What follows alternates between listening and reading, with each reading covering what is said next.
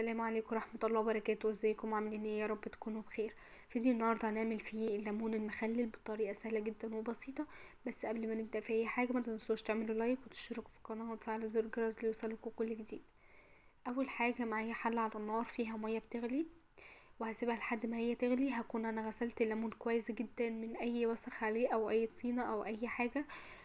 تمام. وبعد كده هبدأ ان انا افتحه زي علامة الزائد بالشكل ده، زي ما انتوا شايفينه كده في المية مفتوح علامة زائد او فتحة كده، من مش لازم علامة زائد كمان، في فتح يعني تعملوا فتحة كده بالسكينة كبيرة من فوق.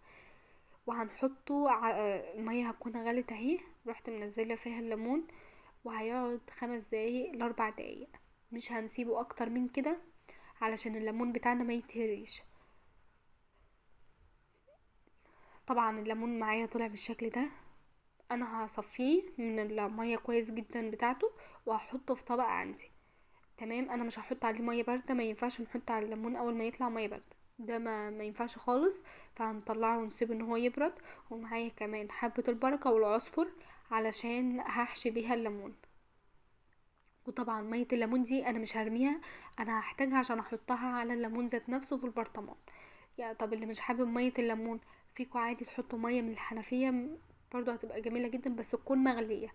لازم الميه اللي هتحطوها على الليمون تكون مغليه. هحشي الليمون بالعصفر وحبة البركة. طبعا هحط حبة البركة على العصفر واقلبهم مع بعضيهم واحشي بيهم الليمون. وما بين كل طبقة وطبقة هحط رشة يعني شوية من الجزر المبشور. طيب الناس اللي ما عندهاش جزر ومش متوفر عندها دلوقتي، طيب تعمل ايه يعني؟ وحابة كده يكون في سنة شطشطة كده في البرطمان، حطوا فلفل، هيبقى جميل جدا معاكم، والمنظر بتاع البرطمان برضو هيبقى حلو. هحشي كل الكمية بالشكل ده، وما بين كل طبقة وطبقة طبعا هحط ايه شوية جزر.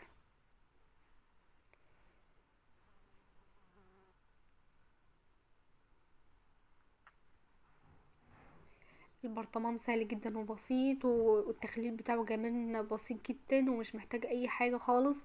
صدقوني اللي اول مرة هيعمل مخلل، يعني الوصفة دي سهلة جدا وبسيطة، فايه مش هتاخد معاه وقت ولا مجهود ولا اي حاجة. هحط بقى شوية الجزر بالشكل ده. ومعايا طبعا كوباية من الملح، و3 كوبايات من المية بتاع الليمون.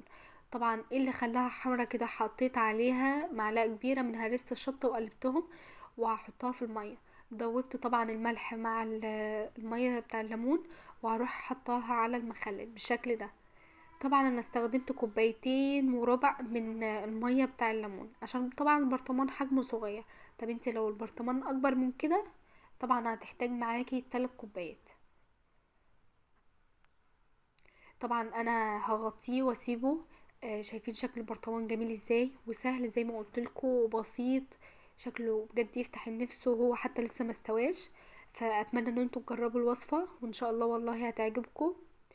ما تنسوش بقى تعملوا لي لايك وتشتركوا في القناة وتفعلوا زر الجرس ليوصلكوا كل جديد. والسلام عليكم ورحمة الله وبركاته.